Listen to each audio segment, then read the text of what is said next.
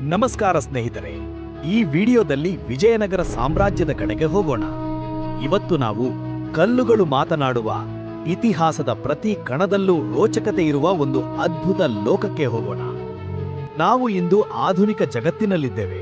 ಕೈಯಲ್ಲಿ ಸ್ಮಾರ್ಟ್ಫೋನ್, ವೇಗವಾಗಿ ಚಲಿಸುವ ವಾಹನಗಳು ನಮ್ಮ ಜೀವನದ ಭಾಗವಾಗಿವೆ. ಆದ್ರೆ ನೀವು ಎಂದಾದರೂ ಯೋಚಿಸಿದ್ದೀರಾ, ಮನುಷ್ಯ ಮೊದಲ ಹೆಜ್ಜೆ ಇಟ್ಟಿದ್ದು ಯಾವಾಗ? ನಾವಿಂದು ಕಾಣುವ ನಾಗರಿಕತೆ ಆರಂಭವಾಗಿದ್ದು ಎಲ್ಲಿ? ನಮ್ಮ ಇತಿಹಾಸ ಕೇವಲ 1000 ವರ್ಷದ್ದು ಅಥವಾ ಲಕ್ಷಾಂತರ ವರ್ಷಗಳದ್ದು? ಬನ್ನಿ, ಇಂದಿನ ವಿಡಿಯೋದಲ್ಲಿ ಕಾಲದ ಚಕ್ರವನ್ನು ಹಿಂದೆ ತಿರುಗಿಸಿ ನಮ್ಮ ಅಸಲಿ ಇತಿಹಾಸವನ್ನು ಹುಡುಕೋಣ. ಜಗತ್ತಿನಲ್ಲೇ ಅತಿ ಶ್ರೀಮಂತವಾಗಿದ್ದ, ರಸ್ತೆಗಳಲ್ಲಿ ವಜ್ರ ವೈಢೂರ್ಯಗಳನ್ನು ಅಳೆದು ಮಾರುತ್ತಿದ್ದ ನಗರ ಯಾವುದು ಗೊತ್ತಾ? ಶತ್ರುಗಳ ಎದೆಯಲ್ಲಿ ನಡುಕ ಹುಟ್ಟಿಸುತ್ತಿದ್ದ ದಕ್ಷಿಣ ಭಾರತದ ಆ ಮಹಾ ಸಾಮ್ರಾಜ್ಯದ ಶಕ್ತಿ ಎಂಥದ್ದು? ಹೌದು, ಇವತ್ತು ನಾವು ಕನ್ನಡಿಗರ ಹೆಮ್ಮೆಯ ವಿಜಯನಗರ ಸಾಮ್ರಾಜ್ಯದ ಉದಯ, ಅದರ ಸುವರ್ಣ ಯುಗ ಮತ್ತು ಆ ಭವ್ಯ ನಗರದ ಇಂದಿನ ಸ್ಥಿತಿಯ ಬಗ್ಗೆ ಸಂಪೂರ್ಣ ಮಾಹಿತಿಯನ್ನು ತಿಳಿಯೋಣ. ವಿಡಿಯೋವನ್ನು ಕೊನೆಯವರೆಗೂ ನೋಡಿ, ಯಾಕಂದ್ರೆ ಈ ಇತಿಹಾಸ ಪ್ರತಿ ಕನ್ನಡಿಗನು ತಿಳಿಯಲೇಬೇಕಾದದ್ದು. ವಿಜಯನಗರ ಸಾಮ್ರಾಜ್ಯವು ಭಾರತದ ಇತಿಹಾಸದಲ್ಲಿ ಅತ್ಯಂತ ಭವ್ಯವಾದ ಮತ್ತು ಪ್ರಭಾವಶಾಲಿ ಸಾಮ್ರಾಜ್ಯಗಳಲ್ಲಿ ಒಂದು. ಇದರ ಬಗ್ಗೆ ನಾವು ಒಟ್ಟಾಗಿ ಕಲಿಯೋಣ. ಈ ವಿಷಯವನ್ನು ಅರ್ಥ ಮಾಡಿಕೊಳ್ಳಲು ನಾನು ನಿಮಗೆ ಕೆಲವು ಪ್ರಶ್ನೆಗಳ ಮೂಲಕ ಸಹಾಯ ಮಾಡುತ್ತೇನೆ. ಸಾಮ್ರಾಜ್ಯದ ಸ್ಥಾಪನೆ. ವಿಜಯನಗರ ಸಾಮ್ರಾಜ್ಯವು ಕ್ರಿಸ್ತಶಕ 1336ರಲ್ಲಿ ಸ್ಥಾಪನೆಯಾಯಿತು. ಇದನ್ನು ಹರಿಹರ ಹಾಗೂ ಬುಕ್ಕರಾಯ ಎಂಬ ಇಬ್ಬರು ಸಹೋದರರು ಸ್ಥಾಪಿಸಿದರು. ಇವರು ತಮ್ಮ ಗುರುಗಳಾದ ವಿದ್ಯಾರಣ್ಯರ ಮಾರ್ಗದರ್ಶನದಲ್ಲಿ ತುಂಗಭದ್ರಾ ನದಿಯ ದಡದಲ್ಲಿ ಈ ಸಾಮ್ರಾಜ್ಯವನ್ನು ಕಟ್ಟಿದರು. ಪ್ರಮುಖ ರಾಜವಂಶಗಳು. ಈ ಸಾಮ್ರಾಜ್ಯವನ್ನು 4 ಪ್ರಮುಖ ರಾಜವಂಶಗಳು ಆಳಿದವು: ಸಂಗಮ ವಂಶ, ಸಾಲುವ ವಂಶ, ತುಳುವ ವಂಶ, ಅತ್ಯಂತ ಪ್ರಸಿದ್ಧ ವಂಶ ಅರವೀಡು ವಂಶ. ಈ ಸಾಮ್ರಾಜ್ಯದ ರಾಜಧಾನಿ ಹಂಪಿ, ಇಂದು ಯುನೆಸ್ಕೋ ವಿಶ್ವ ಪರಂಪರೆಯ ತಾಣವಾಗಿದೆ. ಕೃಷ್ಣದೇವರಾಯ. ವಿಜಯನಗರದ ಅತ್ಯಂತ ಶ್ರೇಷ್ಠ ದೊರೆಯ ಸಾಧನೆಗಳು ಮತ್ತು ಅವನ ಕಾಲದ ಸುವರ್ಣ ಯುಗ. ಹಂಪಿಯ ವಾಸ್ತುಶಿಲ್ಪ. ವಿರೂಪಾಕ್ಷ ದೇವಾಲಯ, ಕಲ್ಲಿನ ರಥ ಮತ್ತು ಅಂದಿನ ಅದ್ಭುತ ಕಟ್ಟಡಗಳು. ಸಾಮ್ರಾಜ್ಯದ ಪತನ. ತಾಳಿಕೋಟೆ ಯುದ್ಧ ಮತ್ತು ಸಾಮ್ರಾಜ್ಯದ ಅಂತ್ಯ. ಶ್ರೀಕೃಷ್ಣದೇವರಾಯನ ಆಳ್ವಿಕೆಯು ವಿಜಯನಗರ ಸಾಮ್ರಾಜ್ಯದ ಇತಿಹಾಸದಲ್ಲಿ ಒಂದು ಸುವರ್ಣ ಯುಗ, ಅಂದ್ರೆ ಗೋಲ್ಡನ್ ಏಜ್ ಎಂದು ಪ್ರಸಿದ್ಧವಾಗಿದೆ. ಆತನ ಸಾಧನೆಗಳನ್ನು ನಾವು ಮುಖ್ಯವಾಗಿ 3 ವಿಭಾಗಗಳಲ್ಲಿ ನೋಡಬಹುದು: ಸೈನಿಕ ಸಾಧನೆಗಳು ಮತ್ತು ದಿಗ್ವಿಜಯಗಳು. ಕೃಷ್ಣದೇವರಾಯನು ಒಬ್ಬ ಅಪ್ರತಿಮ ವೀರ ಮತ್ತು ಸಮರ್ಥ ಸೇನಾನಾಯಕನಾಗಿದ್ದನು. ರಾಯಚೂರು ಯುದ್ಧ 1520. ಬಿಜಾಪುರದ ಸುಲ್ತಾನ ಇಸ್ಮಾಯಿಲ್ ಆದಿಲ್ ಶಾನನ್ನು ಸೋಲಿಸಿ ಅತಿ ಫಲವತ್ತಾದ ರಾಯಚೂರು ಅಂತರವೇದಿಯನ್ನು ವಶಪಡಿಸಿಕೊಂಡಿದ್ದು ಆತನ ದೊಡ್ಡ ಸಾಧನೆ. ಗಜಪತಿಗಳ ಸೋಲು.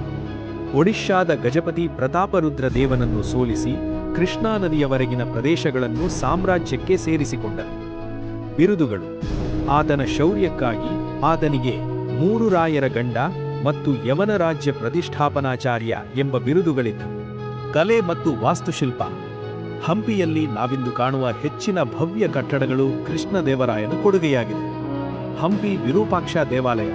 ಈ ದೇವಾಲಯಕ್ಕೆ ಭವ್ಯವಾದ ರಾಯಗೋಪುರ ಮತ್ತು ಕಲ್ಯಾಣ ಮಂಟಪವನ್ನು ಸೇರಿಸಿದನು. ವಿಠಲಸ್ವಾಮಿ ದೇವಾಲಯ.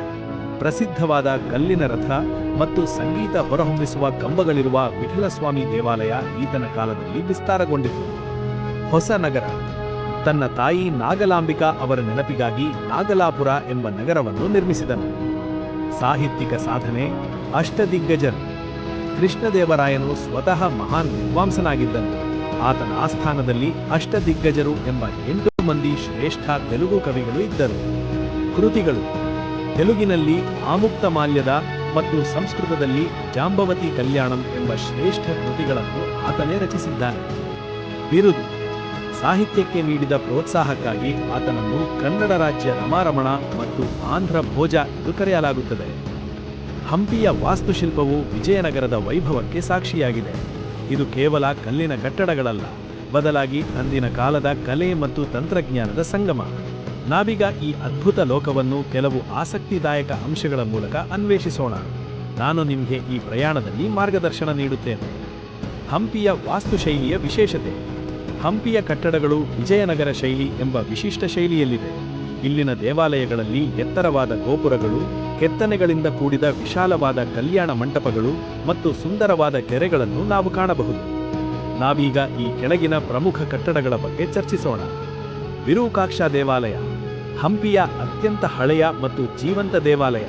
ಇದರ ಗೋಪುರವು ಸುಮಾರು 160 ಅಡಿ ಎತ್ತರವಿದೆ.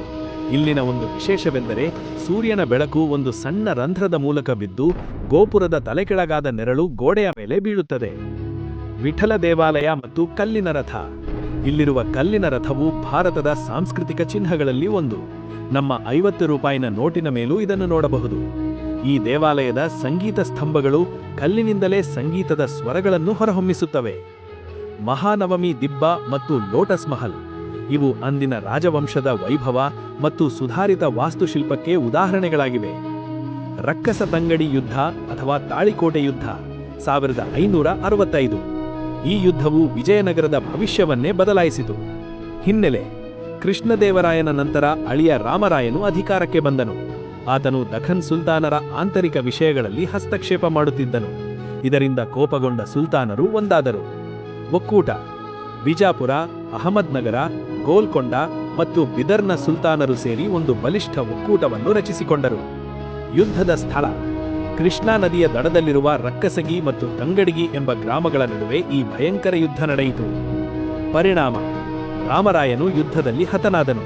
ವಿಜಯನಗರದ ಸೈನ್ಯವು ಸೋಲನ್ನು ಅನುಭವಿಸಿತು. ಹಂಪಿಯ ವಿನಾಶ: ಯುದ್ಧದ ನಂತರ ಗೆದ್ದ ಸುಲ್ತಾನರ ಸೈನ್ಯವು ವಿಜಯನಗರಕ್ಕೆ ಅಂದರೆ ಹಂಪಿಗೆ ನುಗ್ಗಿತು. ಸುಮಾರು 5 ತಿಂಗಳುಗಳ ಕಾಲ ನಗರವನ್ನು ಲೂಟಿ ಮಾಡಲಾಯಿತು. ಸುಂದರವಾದ ಅರಮನೆಗಳು, ಶಿಲ್ಪಕಲೆಗಳು ಮತ್ತು ದೇವಾಲಯಗಳನ್ನು ನಾಶ ಮಾಡಲಾಯಿತು. ಇದರಿಂದಾಗಿಯೇ ನಾವಿಂದು ಹಂಪಿಯಲ್ಲಿ ಕೇವಲ ಅವಶೇಷಗಳನ್ನು ಮಾತ್ರ ಕಾಣಬಹುದು. ಹಾಗಾದರೆ ನಮ್ಮ ಇತಿಹಾಸ ಎಷ್ಟು ಹಳೆಯದು? ಲಿಖಿತ ರೂಪದಲ್ಲಿ ನಮಗೆ ಸಿಗುವುದು ಕೇವಲ 5000 ವರ್ಷಗಳ ಇತಿಹಾಸ ಮಾತ್ರ. ಆದರೆ ಮನುಷ್ಯನ ಅಸ್ತಿತ್ವ ಮತ್ತು ಆತನ ವಿಕಾಸದ ಕಥೆ ಲಕ್ಷಾಂತರ ವರ್ಷಗಳ ಹಳೆಯದು.